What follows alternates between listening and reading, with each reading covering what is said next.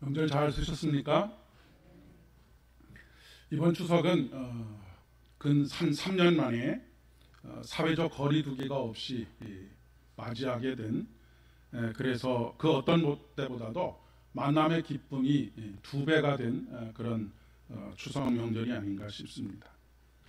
저희 가족도 늘 미국에 있어서 함께 하지 못했던 저희 형의 막내 아들이 그 비자를 갱신하는 문제로 들어왔다가 사실은 추석을 함께 지낼 수가 없는 상황이었는데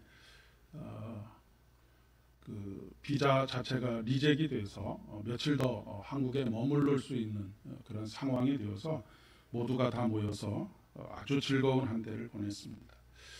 하나님께 참 감사한 그런 하루였었습니다. 우리가 보통 추석을 맞이하면 풍성한 한가위 되세요 라고 그렇게 인사들을 하지요. 그런데 사실 우리가 실질적으로 그리고 역사적으로 보게 되면 추석은 모든 것이 다 풍성한 것과는 조금 거리가 먼 그런 이른 때라고 이야기할 수 있습니다.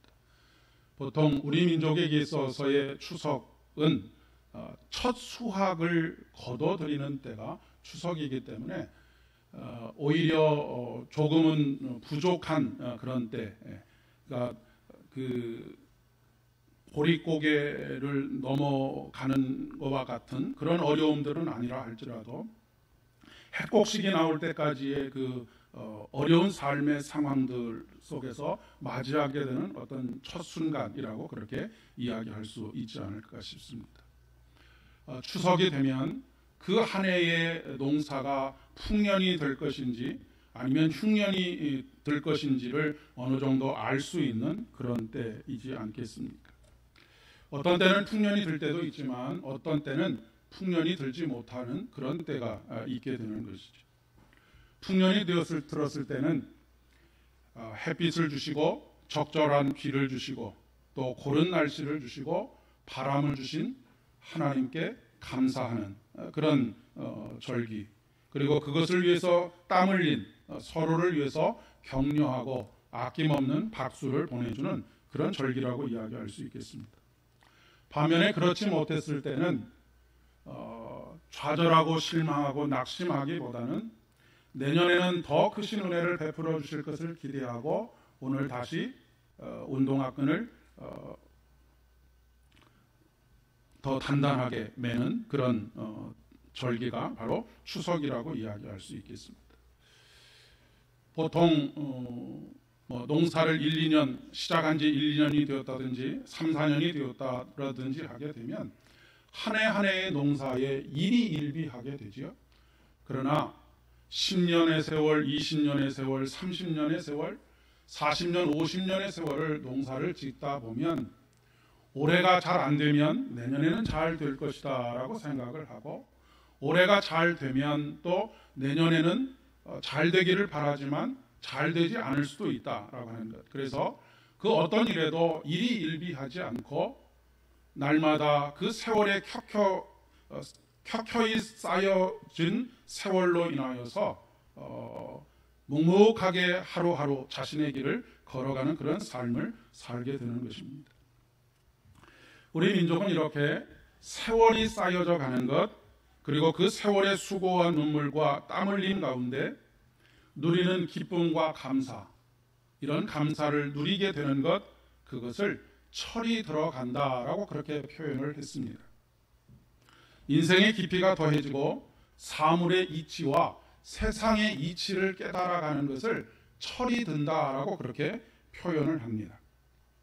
우리가 어린아이들이 조금 일찍 가정이 어려워서라든지 어떤 일이 있어서 아이가 일찍 철이 들게 되면 저 녀석 참 이른 나이에 철이 들었구나 라고 그렇게 표현을 하지 않습니까? 이른 나이에 철이 들었다는 이야기는 무엇입니까? 그 나이보다 10년, 20년 세월이 켜켜이 쌓여져 가는 가운데 경험하게 되는 많은 것들을 앞당겨서 경험했기 때문에 그 아이가 철이 들었다라고 그렇게 표현을 하는 것입니다. 참 심오하고 멋진 표현이 아닌가 싶은 생각이 듭니다. 그런데 시대가 갈수록 그리고 현대인들에게는 참 철이 없다라고 하는 표현이 적절한 그런 삶의 모습들을 종종 봅니다. 수십 년의 세월을 살아왔어도 참 철이 없는 그런 삶을 살아가고 있는 그런 모습들을 보게 됩니다. 그것이 우리가 무엇인가 먹거리라든지 여러 가지들을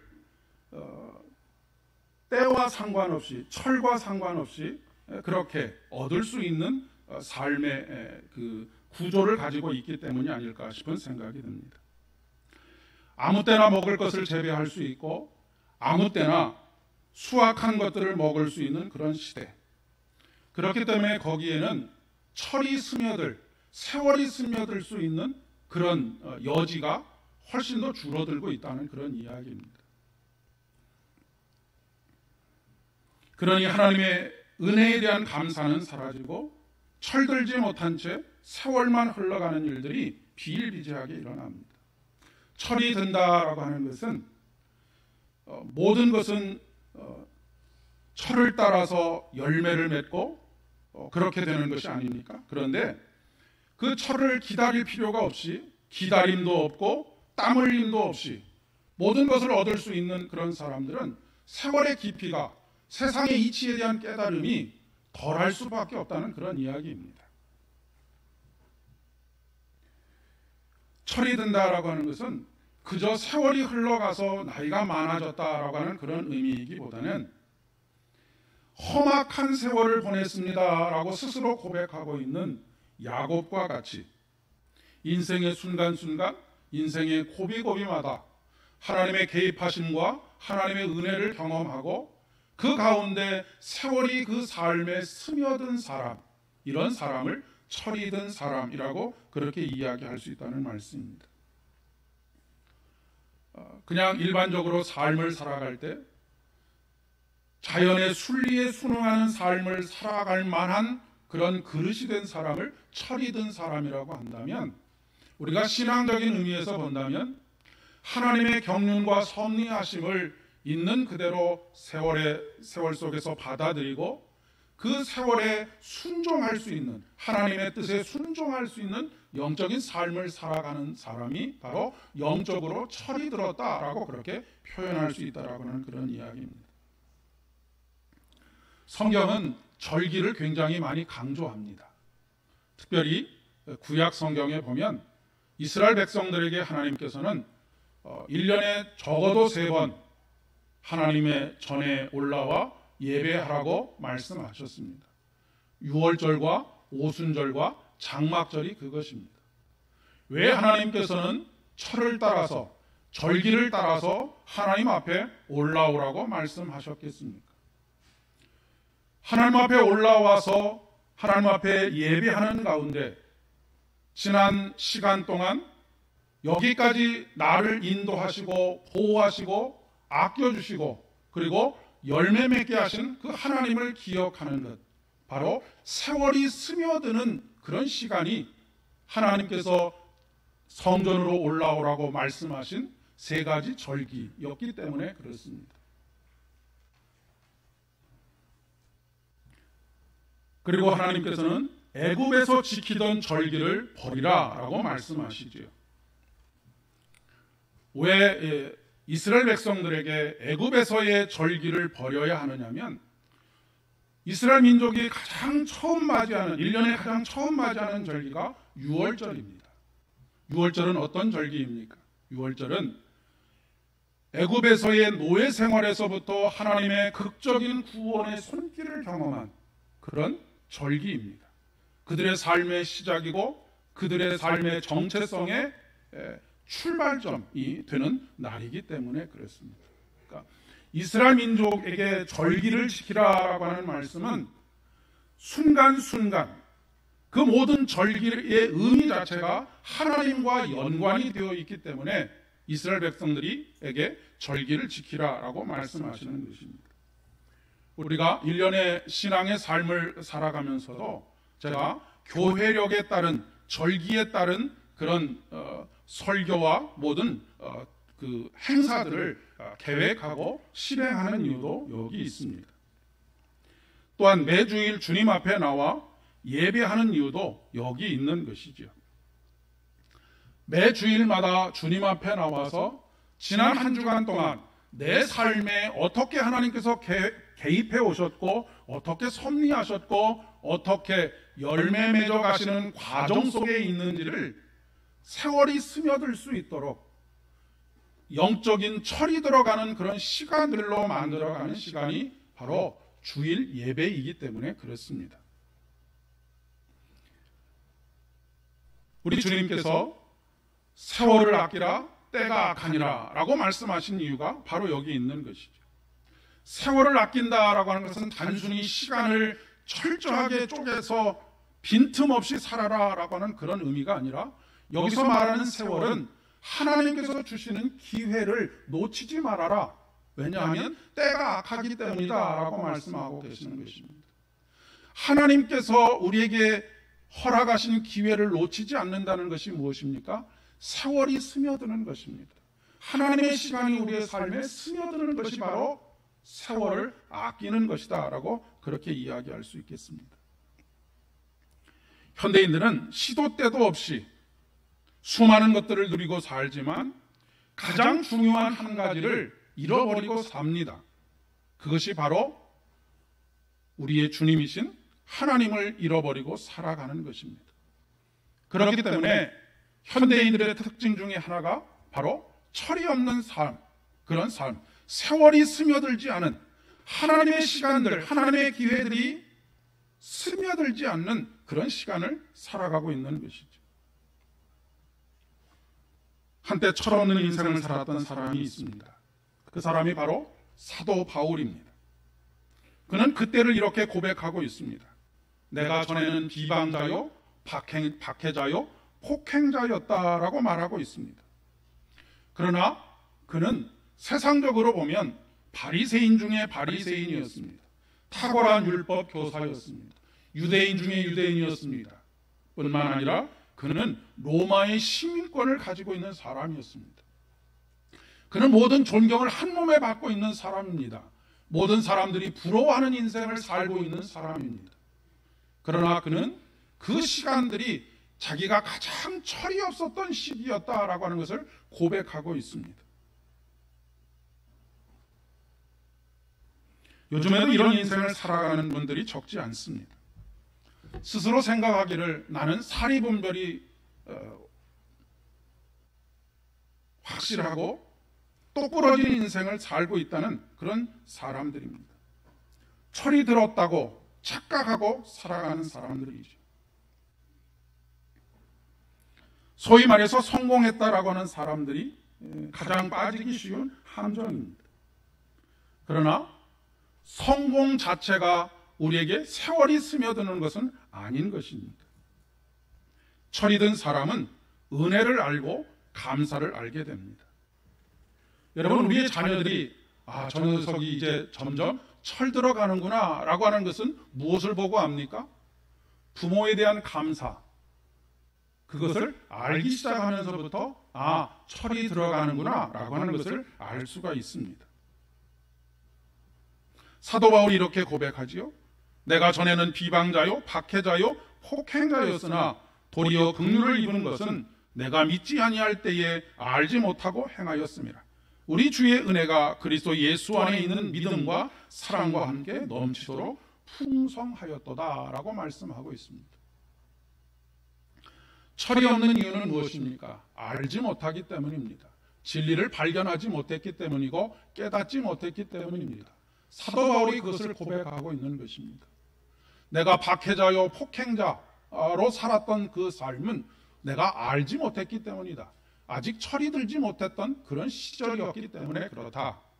그러나 이제는 그리스도 안에 있는 믿음과 사랑과 함께 하나님의 은혜가 내게 너무나 풍성하게 넘치는 것을 깨닫게 되었다라고 하는 것을 고백하고 있습니다.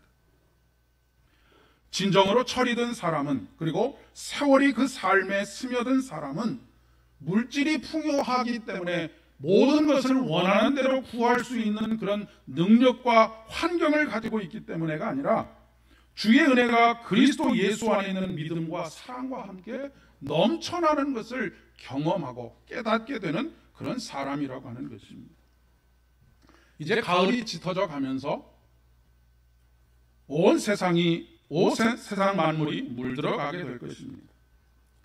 황금 들녘을 이루어가는 들녘을 우리가 바라보지 않습니까?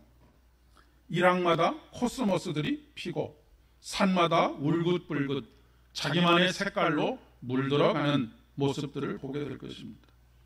우리 인생도 자기의 색깔을 가지고 우리 주님의 풍성한 은혜 가운데서 점점 세월에 물들어가는 복된 믿음의 여정이 되실 수 있기를 진심으로 축복을 드립니다. 오늘 구약 성경 출애굽기에서는 아직 철이 덜 든 인생을 성경은 목이 뻣뻣한 백성이라고 그렇게 표현을 하고 있습니다. 우리 장로님께서도 기도하시면서 말씀하셨지만 벼가 익을수록 고개를 숙인다라고 하는 말이 있지 않습니까? 그런데 목이 뻣뻣하다라고 하는 것은 무엇입니까? 아직 겸손하지 못하고 교만하다라고 하는 것을 이야기하는 것이지. 우리가 경력이 쌓이고 경험이 쌓이고 무엇인가 능숙하게 할 수 있게 되면 우리는 어느 정도 완성되었다라고 그렇게 생각하기가 쉽습니다. 그러나 사도 바울은 디모데전서 1장 15절의 말씀에서 오히려 그 자신이 죄인 중에 괴수인 것을 고백하고 있는 것을 보게 됩니다. 하나님의 은혜 없이는 살 수 없는, 하나님의 은혜 없이는 올바로 설 수 없는 그런 삶을 살았음을 고백하고 있는 것이죠. 그러면서 그는 한 걸음 더 나아가서 나의 나 된 것이 하나님의 은혜입니다 라고 그렇게 고백합니다. 다윗은 왕이 되고 나서 순간 하나님 없는 그런 공백의 시간이 있었습니다. 그토록 겸손하게 하나님을 구하고 전적으로 하나님을 의존하는 삶을 살았던 그가 안목의 정욕으로 말미암아서 우리아의 아내인 밧세바를 범하게 되었고, 심지어는 자신의 그 악행을 감추기 위해서 우리아를 전쟁터에서 죽음으로 내모는 살인 교사범이 되고 말았던 것입니다. 오늘 시편 51편의 말씀은 자신이 저지른 그 죄악에 대한 철저한, 그래서 그가 흘리는 눈물이 온 베개를 흠뻑 적실 정도로 그렇게 눈물로 하나님 앞에 회개하는 그런 회개의 기도를 드리고 있는 모습입니다. 회개를 한다라고 하는 것은 신앙에 철이 들어가는 것이다 라고 그렇게 이야기할 수 있습니다. 회개함으로 말미암아서 비로소 나를 용서하시고 더욱더 나를 사랑하시는 하나님을 깨닫고 그분의 은혜로 내 삶이 매일매일 살아가고 있음을 고백하는 것이기 때문에 그렇습니다. 다윗은 자신이 죄악 중에 깨어났음을 고백하면서 이렇게 간구합니다. 우슬초로 나를 정결하게 하소서. 내가 정하리이다. 나의 죄를 씻어주소서. 내가 눈보다 희리이다.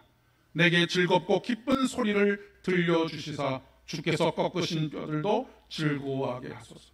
하나님이여 내 속에 정한 마음을 창조하시고 내 안에 정직한 영을 새롭게 해 주십시오 라고 그렇게 간구하고 있는 것을 보게 됩니다. 여러분, 회개는 단순히 잘못한 것에 대해서 하나님 앞에 아뢰는 것이 아닙니다. 회개는 다시 우리의 삶에서 하나님의 형상을 회복하는 것입니다. 하나님의 형상을 회복함으로 말미암아 기쁨과 감사로 주님을 찬양하는 인생, 춤추는 인생, 그런 인생이 되게 되는 것이죠. 조금 전에 읽어드렸던 내게 즐겁고 기쁜 소리를 들려주사 주께서 꺾으신 뼈들도 즐거워하게 하소서. 단순히 잘못했으니 용서해달라는 것이 아니라 주님께서 꺾으신 내 뼈를 하나님 다시 즐거워하게 해주십시오. 하나님께서는 끊임없이 하나님을 잃어버린 우리들을 찾아 나서십니다. 99을 들에 두고 철없이 길을 잃어버리고 두려움과 떨림 속에, 공포 속에 방황하는 한 사람을 찾기 위해서 길을 떠나십니다. 그리고 오늘 말씀에 보면 찾아낸 즉 어깨에 그 양을 메고 집에 와서 그 벗들과 이웃들을 불러서 큰 기쁨의 잔치를 벌이고 나와 함께 기뻐 즐거워하자라고 그렇게 초청하신다라고 하는 말씀입니다. 그리고 이어지는 8절의 말씀에서는 한 드라크마를 잃어버린 여인이 한 드라크마를 다시 찾아냄으로 말미암아서 얻게 된 그런 기쁨에 대해서 이야기하고 있습니다. 10개 중에 1개를 잃어버렸다라고 하는 것이 뭐가 그렇게 잃어버린 것을 찾았다는 것이 뭐가 그렇게 대단한 일인가라고 생각하실 수 있지만 이스라엘의 집은 빛이 잘 들지 않을 뿐만 아니라 그 하나가 눈에 띄는 어디가 아니라 눈에 띄지 않는 어느 한 곳에 들어가 있을 터인데 이 10개의 드라크마라고 하는 것은 처음 결혼을 하면서 신랑과 약속했던 약속에 담겨져 있는 약속의 징표입니다. 그렇다고 한다면 10개 중에 하나를 잃어버렸다라고 하는 것이 아니라 10개 중에 하나를 잃어버림으로 말미암아서 그 약속 전체를 잃어버리는 것이나 마찬가지가 되는 것이죠. 그런데 그 잃어버린 한 드라크마를 찾았을 때 다시 약속이 회복이 되고 다시 기쁨이 회복이 되고 다시 처음 신랑을 맞이했을 때의 그 기쁨과 감격을 회복하게 되는 그런 사건을 의미하는 것입니다. 우리는 보통 잃어버린 양의 비유를 예수님을 알지 못하고 세상에서 방황하는 사람들을 향하여서 전도하라라고 하는 메시지로만 주로 들어왔는데 물론 그런 의미도 있지만 동시에 더 깊은 뜻이 있습니다. 아직 신앙에 철이 들지 못한, 영적으로 철이 들지 못한 우리 신앙에 대한 말씀입니다. 아직 진리를 깨닫지 못하고 주를 떠나서 각자의 길을 걷고 있는 그런 인생에 대한 말씀이라고 하는 것입니다. 의외로 신앙생활을 자기 고집대로 하는 사람들이 굉장히 많습니다. 자기는 옳고 다른 사람들은 대부분 틀리다라고 생각을 하는 것이죠. 남의 눈에 있는 티끌은 보면서도 내 눈에 있는 들보는 보지 못하는 그런 삶을 살아가는 사람들이 누구입니까? 아직 영적으로 철이 덜 든 사람들입니다.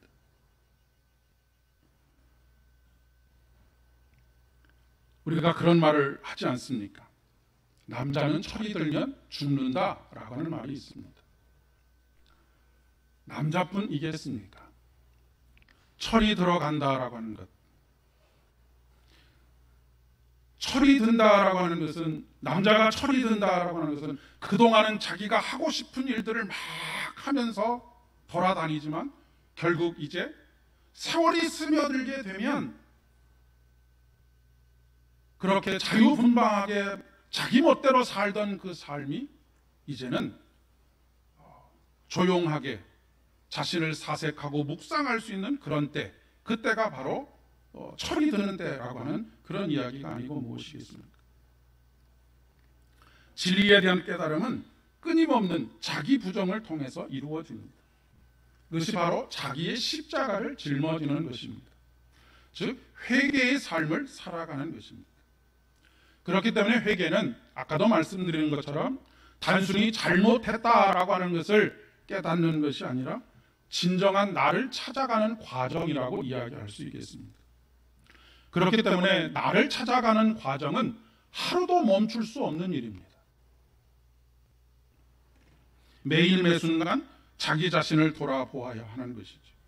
모든 인생의 유일한 잣대가 되시는 말씀의 거울에 자기 자신을 비춰보는 것입니다. 그리고 진정한 나를 찾아가는 것이죠. 그때가 바로 우리를 찾아 나서신 예수 그리스도를 만나는 때입니다. 그때 우리 주님께서는 저와 여러분을 인해서 기쁨을 이기지 못하십니다. 우리에게는 주체할 수 없는 기쁨과 감격이 있는 때가 바로 이러한 때입니다. 마치 10드라크마 중에 한 드라크마를 잃어버렸다가 다시 찾은 여인이 누리는 기쁨과 같은 그런 기쁨입니다.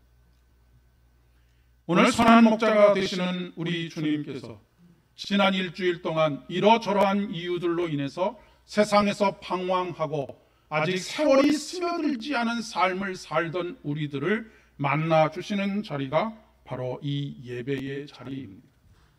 그렇기 때문에 이 자리는 잃어버린 나를 찾는 기쁨과 그래서 그분의 품에 안긴 기쁨과 평안이 넘치는 잔치 자리, 천국의 잔치 자리라고 표현하는 이유가 바로 여기 있는 것입니다.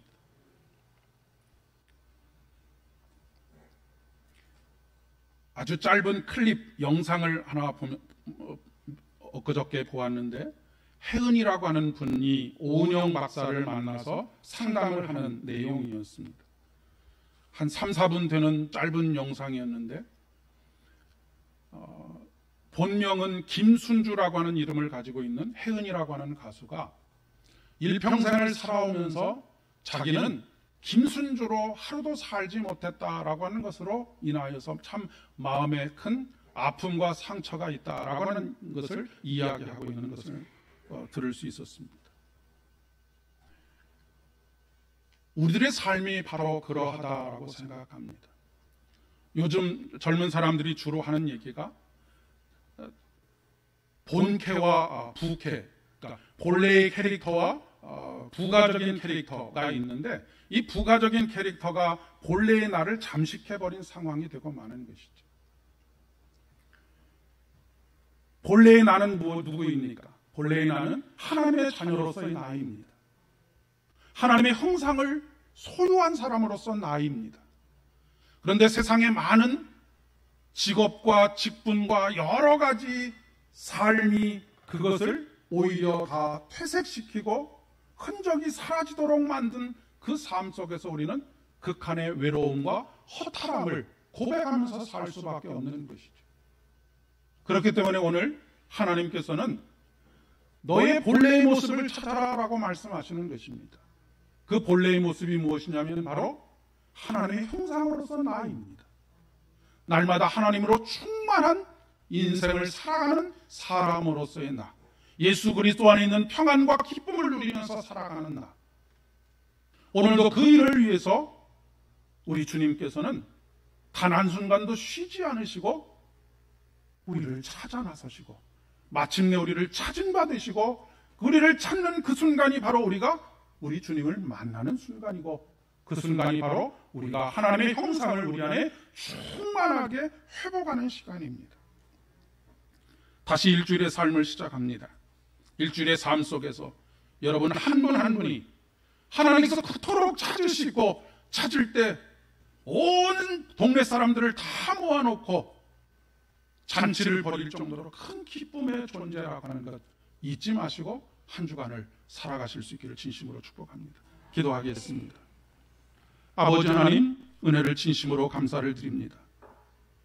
오늘 잃어버린 우리 자신, 하나님의 형상을 지닌 하나님의 자녀로서의 삶을 다시 찾게 하시고 깨닫게 하시고 그 안에 있는 기쁨과 즐거움과 감사로 은혜로 채우시니 진심으로 감사를 드립니다. 매 순간 주님을 만날 때마다 이 기쁨이 샘솟듯 솟아오르게 하여 주옵시고 마르지 않는 샘과 같은 그런 인생, 물된 동산과 같은 인생을 살아갈 수 있도록 주의 복을 더하여 주시옵소서. 예수님의 이름으로 기도드립니다. 아멘.